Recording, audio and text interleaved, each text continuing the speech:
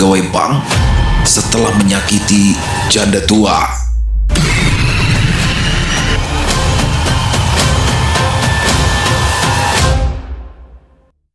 Assalamualaikum warahmatullahi wabarakatuh. Halo semuanya teman-teman, selamat malam, selamat datang kembali di channel kesayangan kita, channel Ilo Bercerita, dan masih bersama saya Ilo. Dimanapun teman-teman berada, semoga teman-teman selalu dalam keadaan sehat walafiat, tanpa kekurangan satu apapun, dan dimurahkan rezekinya. Amin amin ya robbal alamin. Doa terbaik untuk teman-teman semua ya. Dan pada kesempatan kali ini saya akan membawakan satu kisah dari Wulan Kemuning. Oh, ini kisahnya keren banget teman-teman ya. Dan untuk kisah kali ini saya akan membawakan kisah dari Wulan Kemuning. Wow, kisah-kisah Wulan Kemuning selalu menarik untuk disimak ya teman-teman ya. Dan sebelum kita masuk ke dalam kisahnya, buat teman-teman yang mungkin belum subscribe channel Ilo Bercerita, yuk bisa diklik dulu dong tombol subscribe-nya, jangan lupa lonceng notifikasinya juga dinyalakan agar teman-teman selalu mendapatkan notifikasi dari konten-konten yang akan kami upload selanjutnya. Untuk channel Ilo Bercerita kami upload setiap hari teman-teman ya, setiap malam jam 9 malam waktu Indonesia bagian Barat. Oke, nggak pakai berlama-lama lagi, pasti udah nggak sabaran kan untuk masuk ke dalam kisahnya. Kita langsung saja masuk ke dalam kisahnya. Kita berangkat ke Jawa Tengah. Di desa itu, Bu Darmi dikenal sebagai seorang janda sejak suaminya meninggal 20 tahun yang lalu. Saat itu, kedua anaknya masih kecil-kecil. Usia mereka masih membutuhkan biaya sekolah, perhatian, dan perjuangan panjang. Bu Darmi menjalani hari-hari berat seorang diri, memeras tenaga dan waktu demi anak-anaknya tetap bersekolah. Tahun-tahun panjang dilewatinya, dengan kepala dijadikan kaki dan kaki dijadikan kepala. Bekerja tanpa kenal lelah demi membiayai pendidikan dua anaknya, laki-laki dan satu perempuan, yang usia keduanya hanya terpaut sekitar 2 tahun. Bukan perkara mudah tentunya. Namun, pada akhirnya, jeripaya itu terbayar. Keduanya berhasil menyelesaikan pendidikan tinggi, menyandang gelar sarjana, dan bahkan memperoleh pekerjaan dengan cukup mudah. Mereka diterima sebagai pegawai negeri, sebuah kebanggaan yang dulu hanya berani Bu Darmi simpan dalam doa-doa panjangnya di setiap tarikan nafas. Seperti kebanyakan orang tua, Bu Darmi pun merasa tugas hidupnya telah tuntas karena memiliki buah hati tak ubahnya sebuah dana pensiun. Setelah anak-anaknya mandiri, ia berharap bisa menikmati masa tua dengan lebih tenang tanpa harus bekerja jungkir balik seperti dulu. Janda tua itu hanya ingin beristirahat, hidup sederhana, cukup makan, menikmati sisa hidup dengan ibadah. Akan tetapi, harapan itu tak bertahan lama. Belum genap 1 tahun, setelah putra dan putrinya menikah, semua yang dibayangkan Bu Darmi runtuh dalam sekejap. Anak perempuannya mulai jarang menanyakan kabar. Jika ditelepon sering tak diangkat dan tak pernah ada panggilan balik. Semakin lama, sekedar kabar pun sudah tak ada. Anak lelakinya bahkan lebih parah. Sebulan setelah menikah, komunikasi terputus sama sekali. Jika Bu Darmi mencoba menghubungi, yang mengangkat hanyalah menantunya, itu pun singkat dan dingin. Tak ada lagi suara hangat, seperti awal masih menjadi calon menantu. Tak ada lagi tanya sederhana, "Ibu sehat?"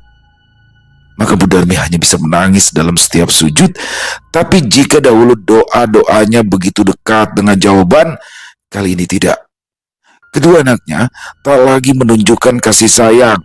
Padahal kondisi kesehatannya semakin menurun, tubuhnya sering lemas, kepalanya mudah pusing, dan nyeri sekujur tubuh datang silih berganti. Yang membuat segalanya semakin berat, cicilan bank tetap berjalan, tak sedikit jumlah pinjaman, 100 juta rupiah. Uang itu dulu diambilnya demi memuluskan jalan anak-anaknya, membantu proses yang mengantarkan mereka menjadi pegawai negeri sipil. Dan kini Cicilan itu menjadi beban yang menghipit sementara tunggakan telah menumpuk selama 3 bulan. Begitu, selepas sholat subuh, Bu Darmi terdiam di depan pintu dapur, lalu duduk bersandar pada dinding batu rumahnya, menatap hamparan sawah yang membentang di hadapannya, tapi sawah itu bukan miliknya. Kedua pelipis Bu Darmi ditempeli koyo, begitu pula pipinya. Sakit kepala dan nyeri gigi menyerang bersamaan, ikut memperparah isi pikirannya. Yang terus terbayang adalah wajah pegawai bank bernama Pak Handoko, pria yang selalu datang dengan sorak keras dan kata-kata pedas, meruntuhkan sisa ketegaran dan harga dirinya setiap kali menagih. Lebih dari itu, Bu Darmi takut membayangkan satu hal. Jika rumah yang ditempatinya disita, kemana lagi ia harus berteduh? Pikiran itu membuat matanya berkaca-kaca, lalu mencoba mengusap air mata yang mulai mengintip, tapi justru semakin deras. Akhirnya, tangisnya pecah dalam isak yang tertahan lama. Bu Darmi menghela nafas panjang, mencoba menenangkan dada yang sesak, lalu beranjak dari tempat duduknya.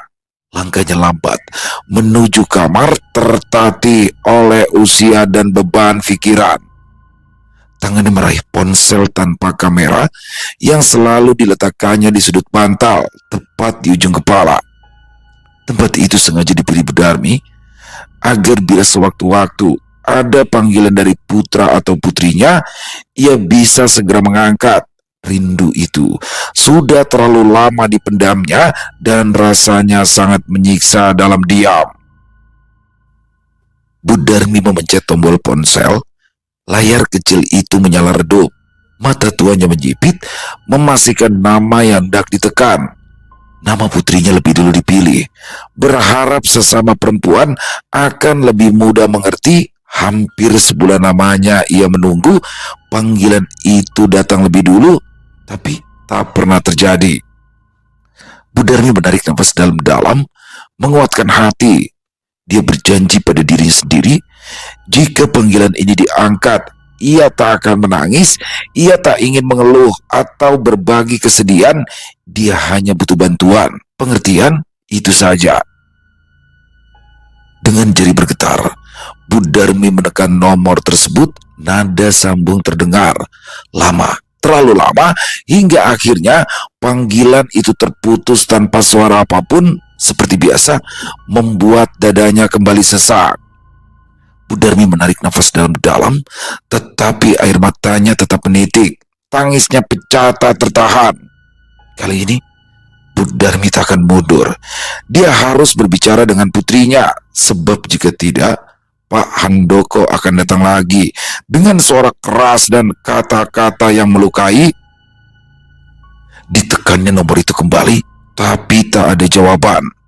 Meski begitu, Bu Darmi tak menyerah sampai pada akhirnya panggilan diputus, lalu ditekan lagi, nihil. Bu Darmi memejamkan mata sejenak, bibirnya bergetar ketika berdoa dalam hati, memohon agar Allah melembutkan hati putrinya, sekedar mau mengangkat telepon dari perempuan yang telah mengandung dan membesarkan seorang diri, berhasil mengantarkan sampai ke puncak kesuksesan.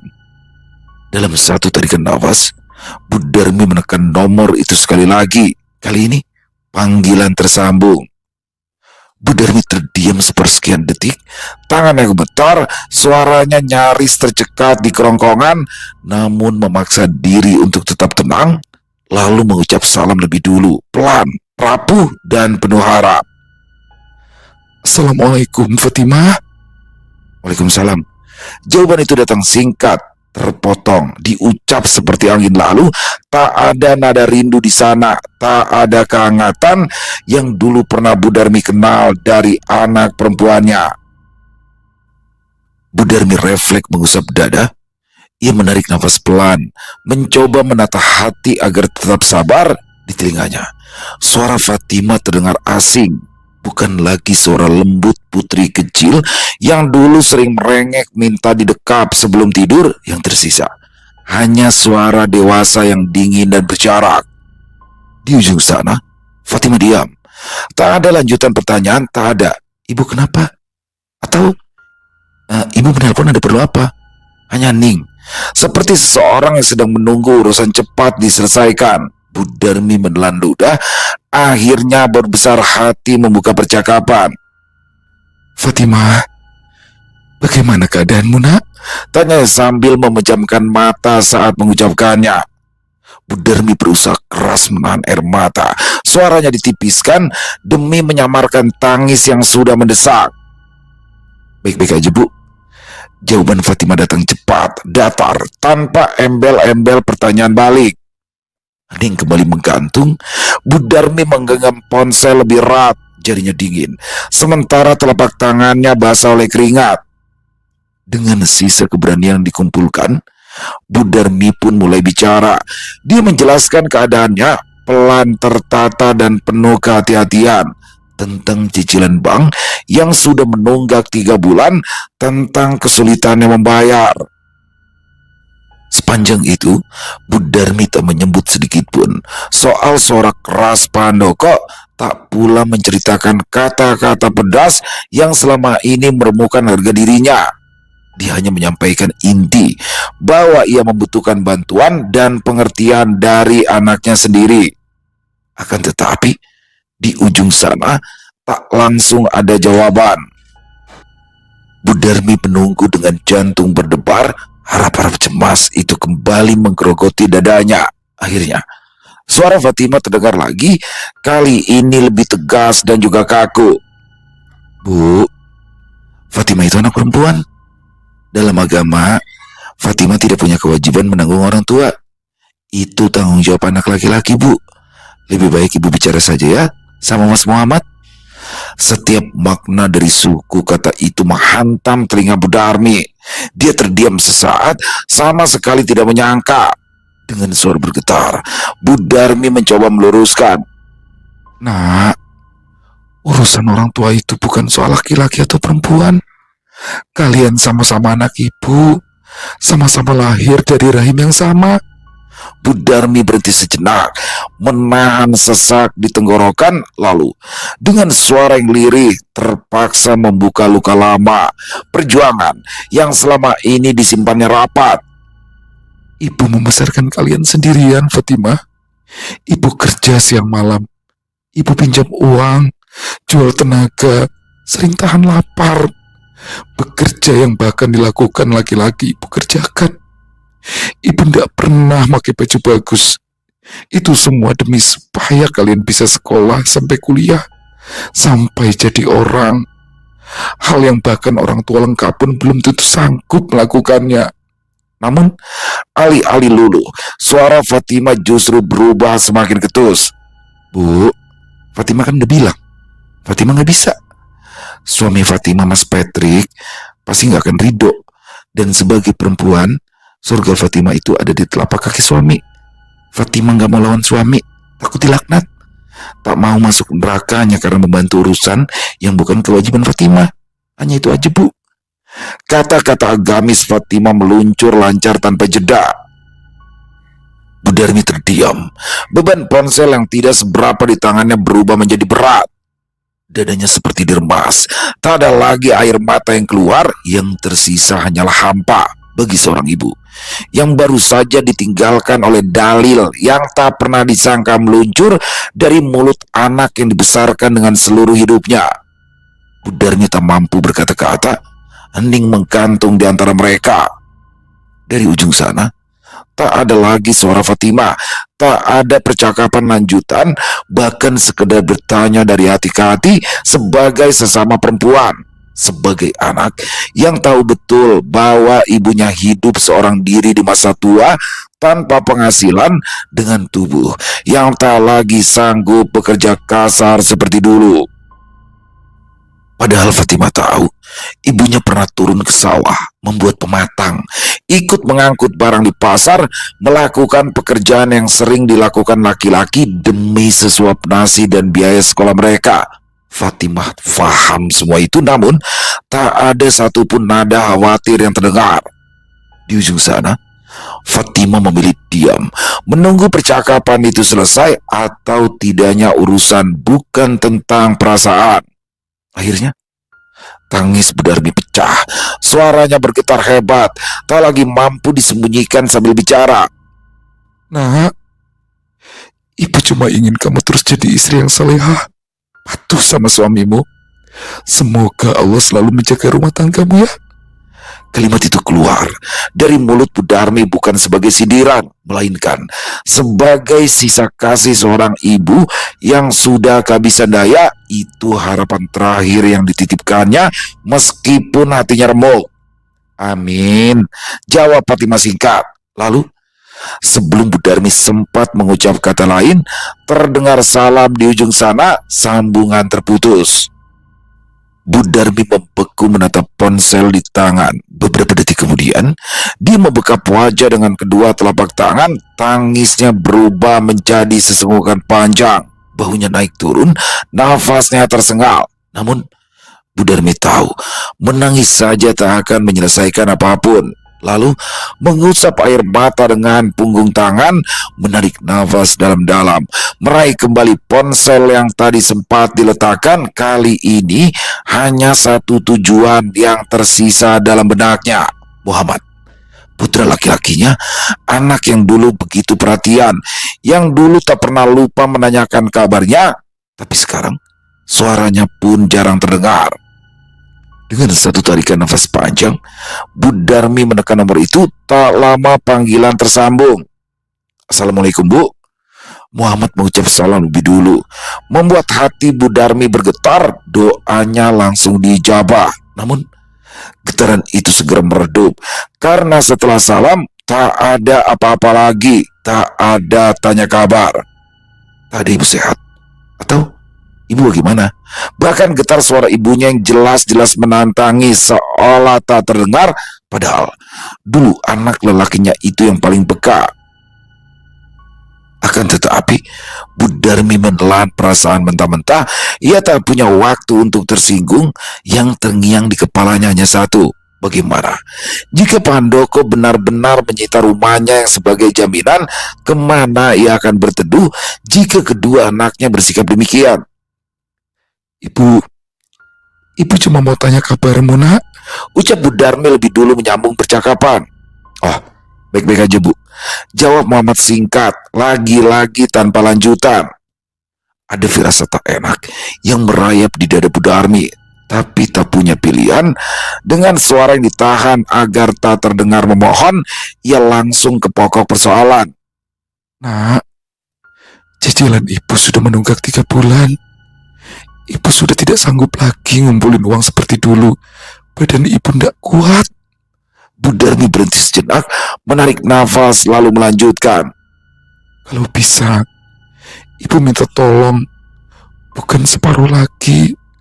Kalau memang mampu lunasi saja, Nak. Ibu benar-benar sudah tidak sanggup. Di ujung sana, Muhammad mendengarkan tanpa menyela. Beberapa detik berlalu. Ibu, baru satu kata itu keluar, tiba-tiba terdengar suara lain mengambil alih sambungan, lebih tajam dan cepat. Ini Inara yang bicara ya, Bu? Tubuh ringkih Bu Darmi mendadak gemetar. Suara menantunya tak bersahabat. Bu, suami saya juga punya tanggung jawab. Ibu gak boleh dong ganggu urusan kami terus-terusan. Kan saya udah ninggalin orang tua saya sendiri demi ikut suami. Dan sebagai istri, sudah hak saya untuk diprioritaskan, bukan orang tua lagi seperti dulu. Sampai di sini Ibu paham kan? Setiap kata yang keluar dari mulut Inara jatuh seperti pisau mencabik-cabik tanpa ampun. Detik itu juga Bu Darmi tercekat, pandangannya berkunang-kunang, dunianya gelap seketika. Dia ingin bicara, ingin memohon, tapi harga dirinya menahan. Tak lama kemudian, sambungan terputus tanpa salam. Bu Darmi menatap ponsel lama sekali, tangannya gemetar. Baru saat itulah ia menyadari bila selama ini Muhammad kalah oleh tekanan Inara, dan sikap diam putranya barusan adalah jawabannya. Begitu juga dengan Fatimah, dicekoki dalil-dalil oleh Patrick. Pria berambut keriting dan kulit gelap, berdarah Timur Tengah itu dulu meminang putrinya dengan bismillah. Bu Darmi tak lagi menangis. Dia hanya duduk terdiam, perlahan menengadahkan kedua tangan, pasrah.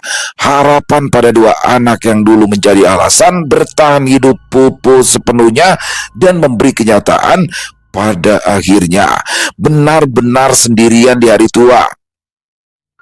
Hari-hari setelah itu berlalu, tetap berjalan, tanpa peduli bahwa seorang perempuan renta sedang menunggu tanggal yang paling ditakuti. Tanggal jatuh tempo yang membuat tubuhnya gemetar, membuat harga dirinya runtuh, dan cukup lama menghantui setiap detak jantungnya. Dan hari itu akhirnya datang. Menjelang sore, Bu Darmi sedang menyapu halaman samping rumah. Tangannya gemetar menggenggam sapu lidi, tapi tetap memaksa diri membersihkan daun mangga yang berserakan. Tiba-tiba, suara motor berhenti mendadak di pelataran rumah.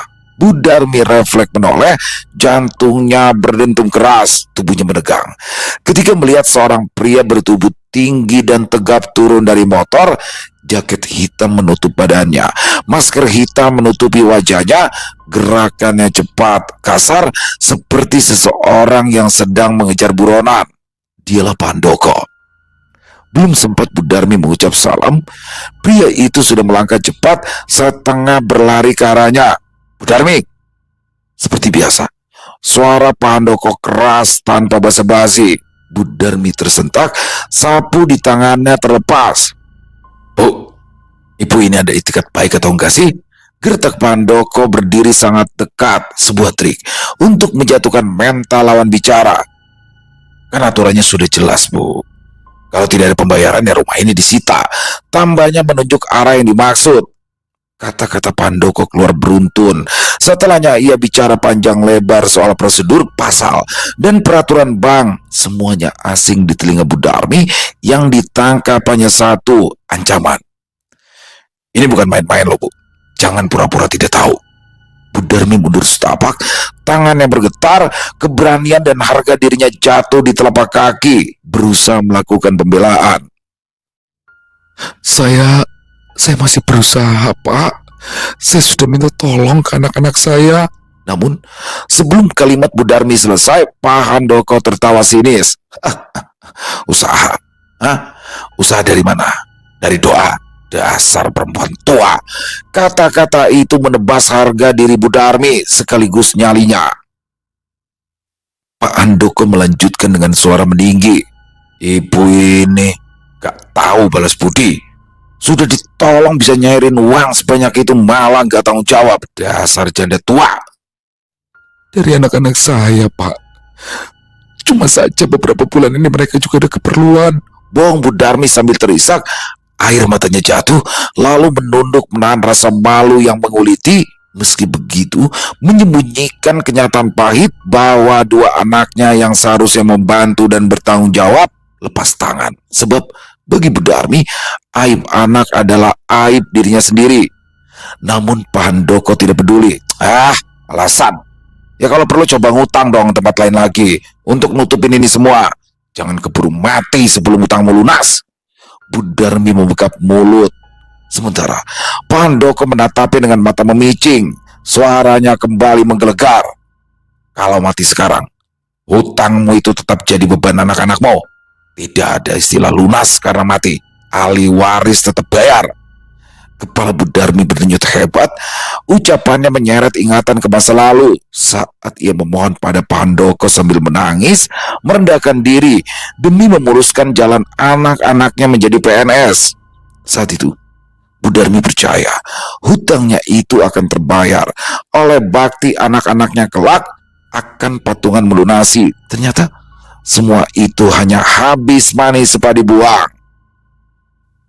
Bu Darmi terisak semakin keras, tubuhnya yang kurus semakin goyah, dan itu membuat Pak Handoko semakin kesal. "Dasar perempuan tua bangka!" bentaknya lagi sambil mendorong ujung pundak Bu Darmi. Tubuh ringkih itu kehilangan keseimbangan. Bu Darmi terjatuh. Astagfirullah. lirinya saat lututnya membentur tanah. Namun alih-alih berhenti, justru kemarahan Pandoko memuncak. Tanpa disangka, dia meludah ke arah tanah dekat wajah Budarmi. Cuh, bikin repot aja, umpatnya. Saat Budarmi berusaha bangkit dengan susah payah, sebuah tendangan mendarat di bokong, tidak keras, tapi cukup membuatnya terjerembab lagi. Tangis Budarmi pecah. Ampun, Pak. Ampun. Tolong jangan melakukan kekerasan pada aku, Pak. Tubuhku sudah sakit. Pandoko akhirnya mundur, nafasnya kasar, matanya merah, kedua tangannya mengepal. Saya kasih waktu hitungan hari. Kalau tunggakan 3 bulan itu belum dibayar, saya kasih stempel. Rumah ini disita. Ibu harus keluar, ngerti? Tanpa menunggu jawaban, Pandoko berbalik. Langkahnya cepat menuju motor. Dalam hitungan detik, dia pergi meninggalkan kehancuran. Budarmi terduduk di tanah. Ia menatap punggung motor yang menjauh, lalu mengalihkan pandangan ke langit yang perlahan tertutup mendung. Tangannya gemetar saat menengadah, mengangkat kedua telapak tangan yang kasar dan penuh urat di balik kulit keriput. Isak Budarmi pecah, menyertai setiap kata yang keluar. Ya Allah, hamba hanya minta satu. Jangan ambil rumah ini. Kalau rumah ini hilang, hamba harus berteduh di mana? Tiba-tiba, petir di atas kepala menggelegar cuma 1 kali, tapi seperti membelah bumi. Budarmi melanjutkan permainannya dari dasar hati. Ya Allah, jangan biarkan hamba tersesat di ujung usia. Jangan biarkan hamba mati tanpa tempat berteduh. Ya, Budarmi tak sanggup membayangkan bila mati nanti sudah tak punya rumah. Lalu, di mana jasadnya disemayamkan? Menit berikutnya, tangan Budarmi terkatup, masih bersimpu di atas tanah. Tubuhnya bergetar, tangisnya menyatu dengan doa-doa terakhir seorang ibu yang kehilangan segalanya kecuali iman yang akan digenggam erat-erat sampai ajal itu datang melepaskan nyawa dari raga. Sementara itu, Pandoko menggeber motor lebih kencang. Dalam kepalanya, tak ada satupun bayangan wajah Budarmi yang terjatuh merintih atau menengadah sambil berdoa. Bukan karena ia lupa, melainkan karena tak pernah dianggap penting dan sudah menjadi hal biasa sebagai penagih hutang sepertinya.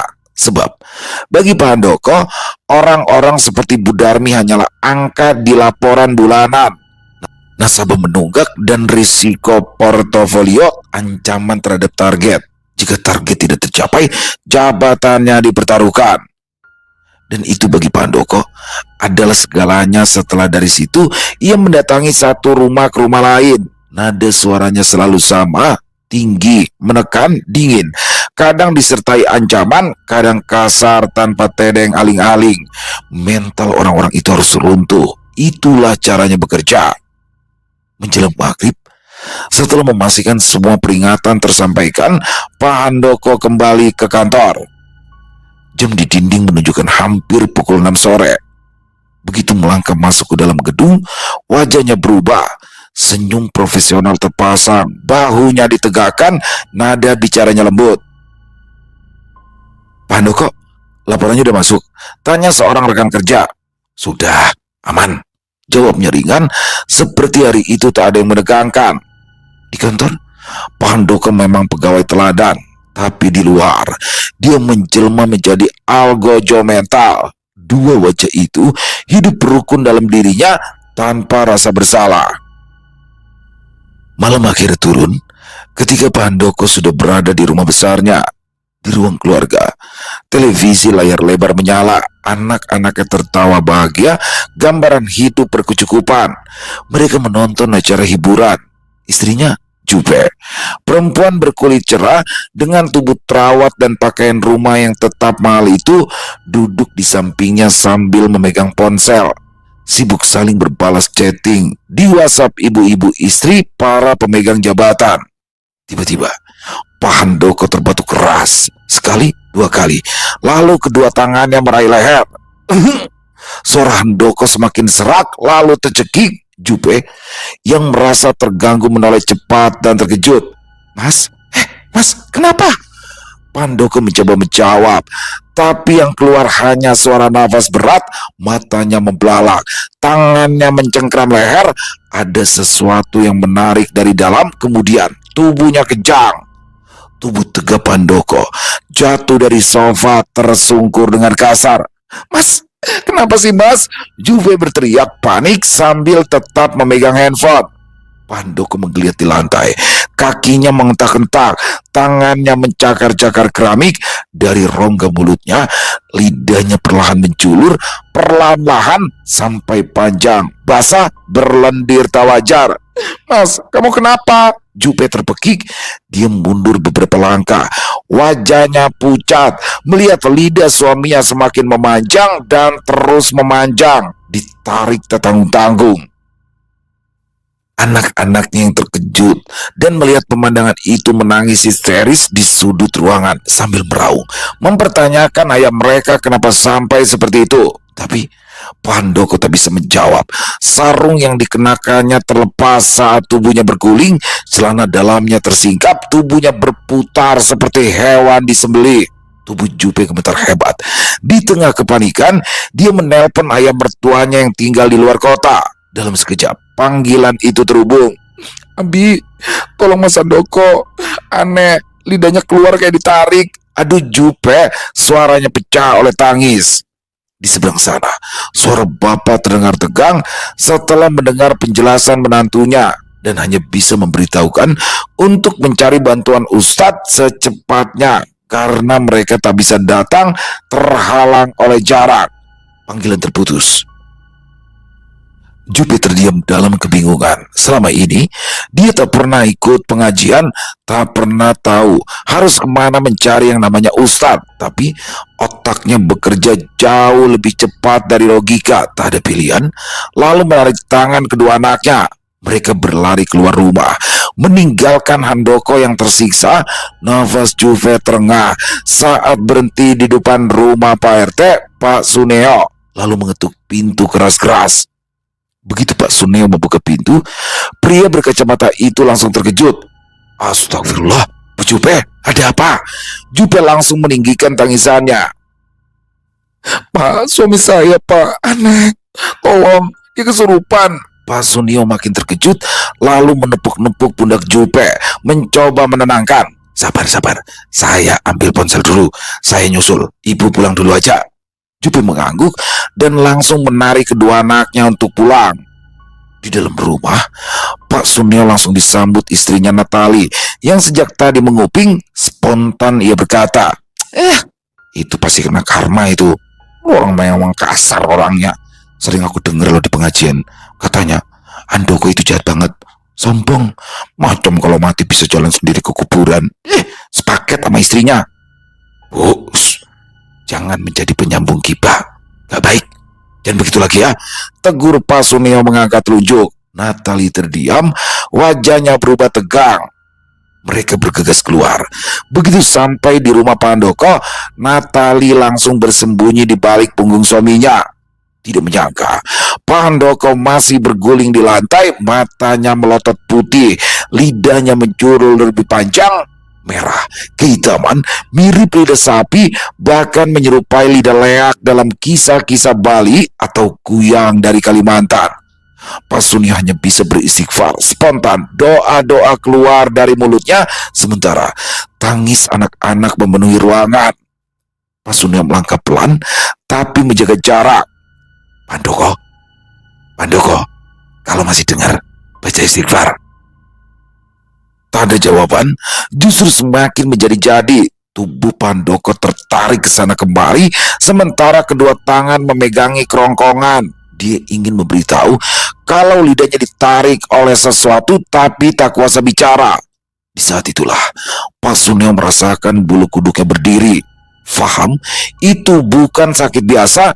Lalu dengan lekas ia keluar menggeser ponsel, memanggil nomor kontak Ustadz Fahmi yang biasa memberikan tausiah di tempat kumpulan membaca Yasin setiap Jumat. Pak Suneo menjauh sedikit dari kerumunan, menempelkan ponsel ke telinga dengan tangan gemetar. Assalamualaikum Ustadz Fahmi, saya Pak RT, jemaah Pak Ustadz. Maaf ganggu malam-malam begini. Ada warga kami kondisinya aneh. Kayak kesurupan, parah. Di ujung sana, Ustadz Fahmi suaranya terdengar jelas. Waalaikumsalam. Saya dengar Pak Suneo. Tenang dulu ya.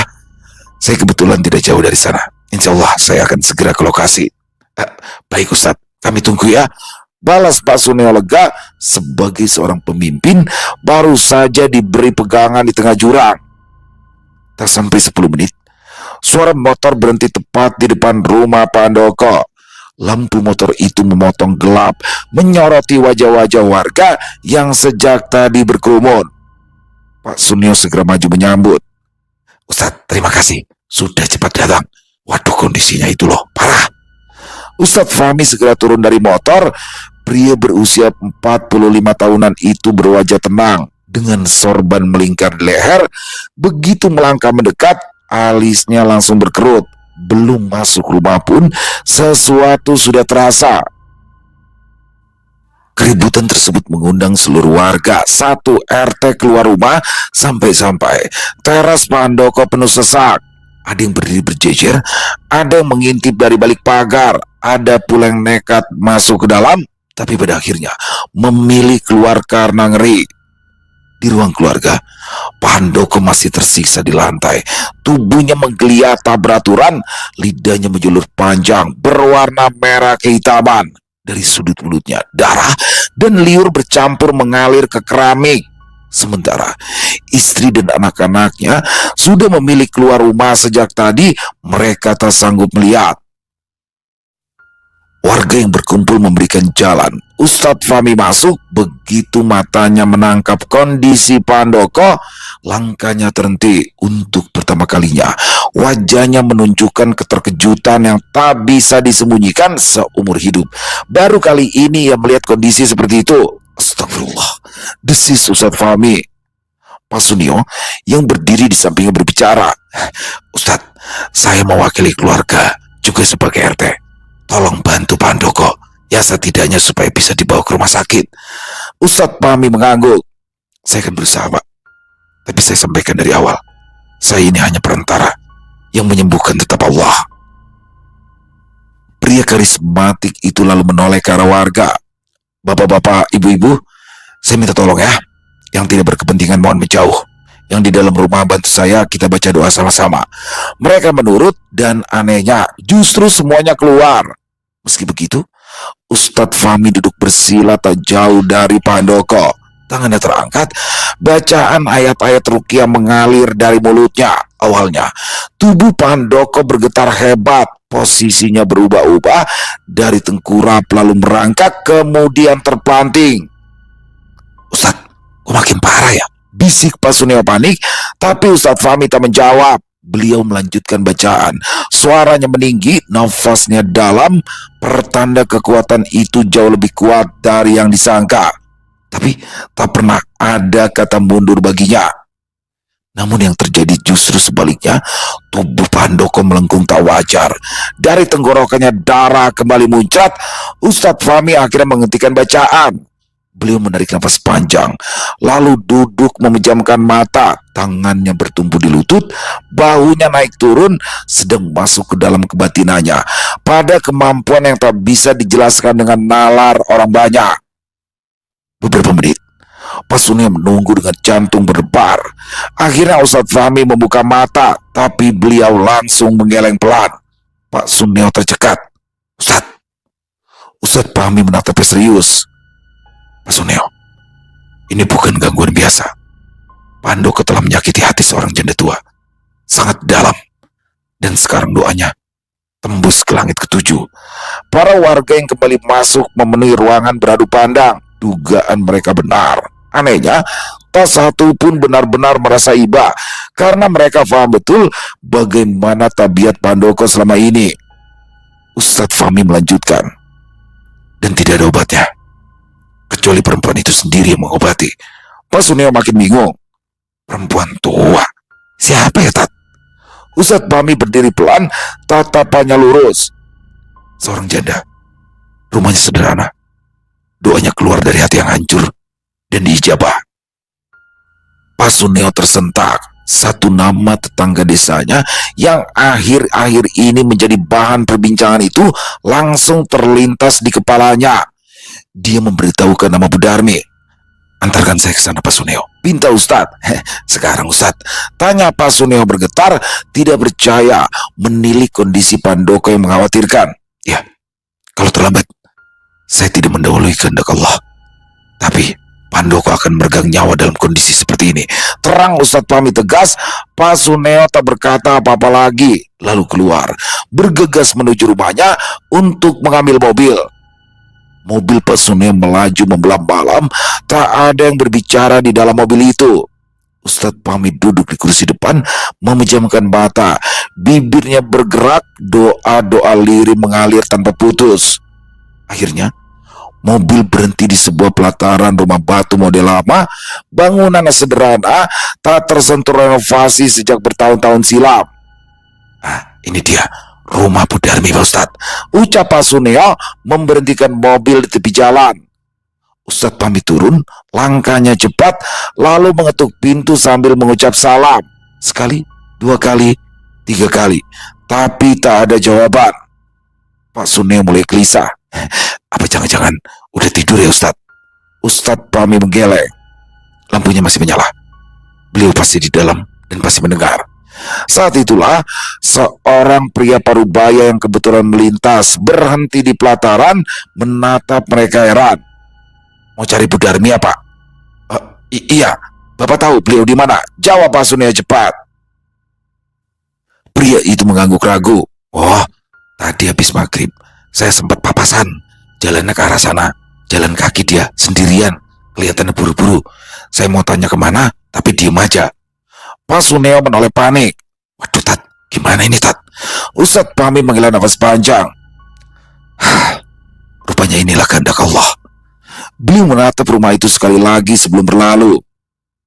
"Kedatangan saya ke sini sejatinya untuk meminang kesembuhan Pandoko. Tapi jika orang yang dizalimi tidak ada, maka takdir sudah ditentukan." Pak Suneo sampai merinding mendengar. "Jadi, Pandoko?" Ustadz Fahmi menggeleng. "Saya tidak berhak menjawab. Hidup dan mati itu urusan Allah." Kemudian Ustadz Fahmi mendahului melangkah. "Ayo, kita pulang sekarang." Begitu mereka tiba di rumah Pandoko, suasana jauh lebih kacau. Tangisan Jupe menggema, anak-anak yang meraung memeluk kaki ibunya. Anehnya, banyak warga laki-laki baik perempuan yang berdiri berkelompok, tak satu pun mendekat. Tolong bawa suami saya ke rumah sakit, siapapun tolong!" Jupe berteriak histeris. Tapi semenjak kalimat itu meluncur, tak ada yang bergerak. Bukan karena kejam, tapi karena jarak yang selama ini Jupe bangun sendiri. Begitu melihat Ustadz Fahmi, Jupe langsung berlutut, tangannya gemetar mencengkram lutut sang Ustadz. "Ustadz tolong, bawa suami saya ke rumah sakit." Ustadz Fahmi menatap, memberitahukan yang sebenarnya dan harus diberitahu. "Ibu, sakit suami ibu ini bukan urusan medis." Jupe terdiam, berusaha menyangkal. "Maksudnya Ustadz?" Ustadz Fahmi menjawab. "Karma." Jupe berusaha menampik, tapi Ustadz Fahmi mengabaikan. Beliau melangkah masuk ruang keluarga. Pemandangan di dalam lebih mengerikan dari sebelumnya. Kaos yang dikenakan Pandoko tak lagi tampak warnanya, darah dan lendir meluburi, lidahnya menjulur semakin panjang. "Pak Suneo, bantu saya," ucap Ustadz Fahmi dengan gemetar. Pak Suneo mendekat. Mereka berusaha merebahkan tubuh itu agar bisa dituntun dalam sakaratul maut. Tapi baru disentuh, tubuh Pandoko tersentak keras, terpelanting, menolak semua pertolongan, atau lebih tepatnya dilarang menerima pertolongan taubat. Faham? Ustadz Fahmi akhirnya duduk bersila, tangannya terangkat, doa-doa kembali mengalir. Tak lama kemudian, Pandoko mendadak mencengkram kerongkongannya sendiri, matanya melotot, nafasnya putus-putus. Bersama dengan itu, petir menggelegar keras. Dalam satu hentakan terakhir, tubuh Pandoko terpelanting, kejang, hebat, lalu diam untuk selamanya, mati. Dengan lidah yang masih menjulur, matanya melotot, menggambarkan kengerian sebuah azab yang sudah menantinya. Kabar cepat menyebar. Kematian Pandoko menyebar. Semua membicarakan satu hal. Oknum pegawai yang dikenal kasar itu mati dengan cara yang tak biasa. Kata mereka kena karma. Doa dari orang terzalimi tembus langit ketujuh. Jangan main-main sama orang miskin, karena kalimat yang keluar tak ubahnya sumpah si pahit lidah. Keesokan harinya, jasad Pandoko dimakamkan. Yang membuat semua orang heran, lidah itu tak bisa dimasukkan kembali sepenuhnya meski sudah dibawa ke rumah sakit. Rekan-rekan kantornya datang. Wajah-wajah yang biasanya penuh percaya diri pucat dan tak percaya. Pegawai teladan, target tinggi, karir cemerlang itu berakhir di liang lahat. Sirine ambulan membelah jalan menuju pemakaman, tempat di mana tanah merah terbuka dan jasad Pandoko diturunkan ke dalamnya tanpa membawa embel-embel apapun, hanya kain kafan melekat di tubuh. Keesokan harinya, Ustadz Fahmi melajukan mobilnya. Jalanan yang dilaluinya sama persis seperti yang kemarin ditempuh bersama Pak Suneo. Bedanya, hari itu beliau sendirian. Ustadz Fahmi turun dengan langkah cepat mendekati rumah, lalu mengetuk pintu dan mengucapkan salam beberapa kali, tapi masih tidak ada jawaban. Namun, Ustadz Fahmi tak pergi, hatinya menahan langkah. Beliau mengetuk kembali. Beberapa menit kemudian, terdengar suara sangat lemah dari dalam, putus-putus, hampir hilang di telan napas. Pintunya tidak dikunci. Suara itu milik Bu Darmi, sangat lemah dan bergetar. Saya nggak sanggup berdiri.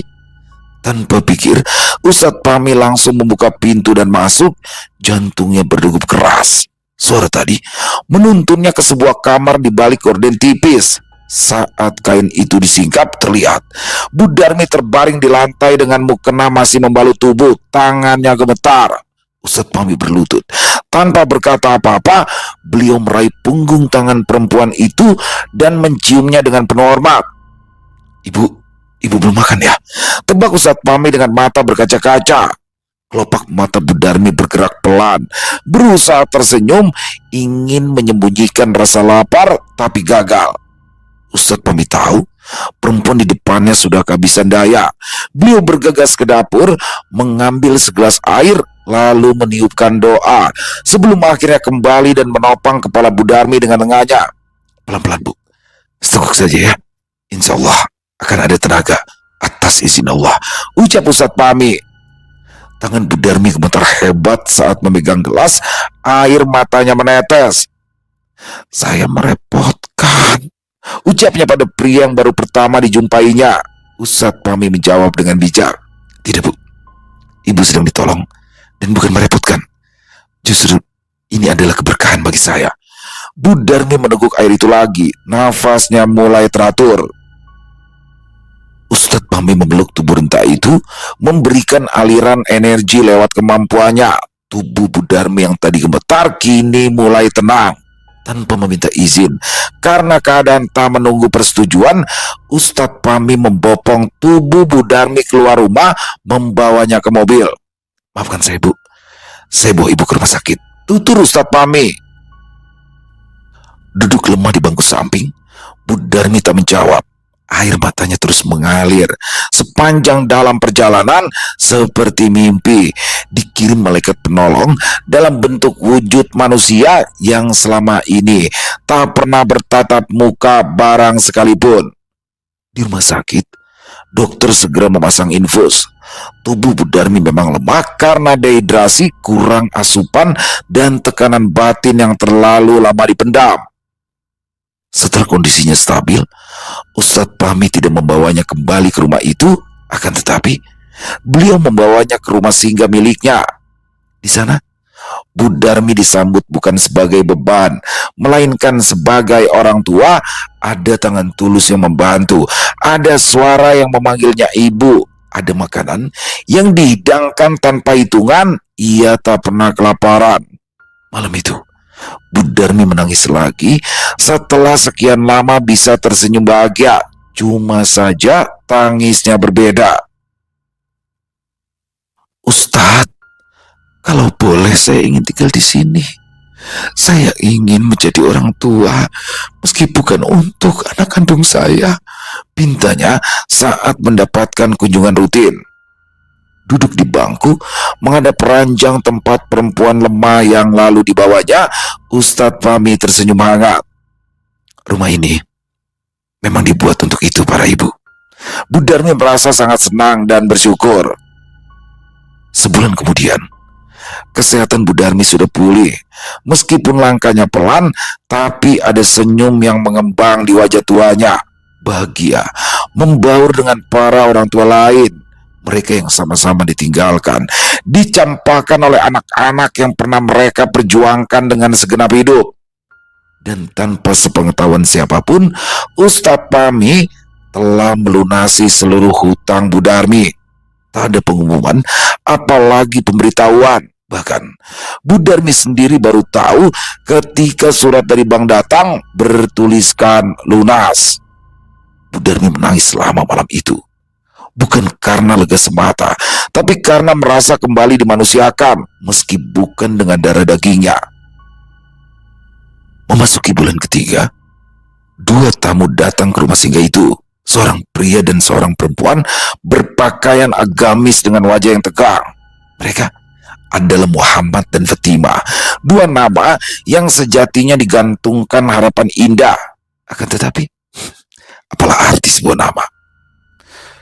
Ibu akan kami bawa pulang, kata Muhammad singkat, ekspresinya datar penuh tekanan, sebagaimana layaknya pria yang bertekuk lutut di bawah selangkangan istri. Di ruang tempat menerima keluarga, duduk di bangku berhadapan, Bu Darmi menatap anak-anak yang dulu dilahirkannya dengan taruhan nyawa. Lama dan dalam, berusaha mengenali sosok yang dikenalnya dulu, tapi sudah tidak ada. Tidak, jawab Bu Darmi tegas menolak. Keduanya terkejut. Kenapa, Bu? Kami kan anak-anak ibu, sambar Fatimah. Ekspresinya terlalu datar, seperti layaknya seorang istri yang haus akan janji surga, hingga menelan mentah-mentah dalil tanpa memakai hati nurani, sampai lupa bila pintu masuk butuh kunci, kata sandi, bahkan password. Bu Darmi tersenyum kecil menanggapi, justru karena kalian anak ibu, ibu ndak mau lagi jadi beban kalian berdua, nak. Muhammad mengerutkan kening. Ia tak lagi bisa berbahasa basi, tertekan oleh tuntutan istrinya.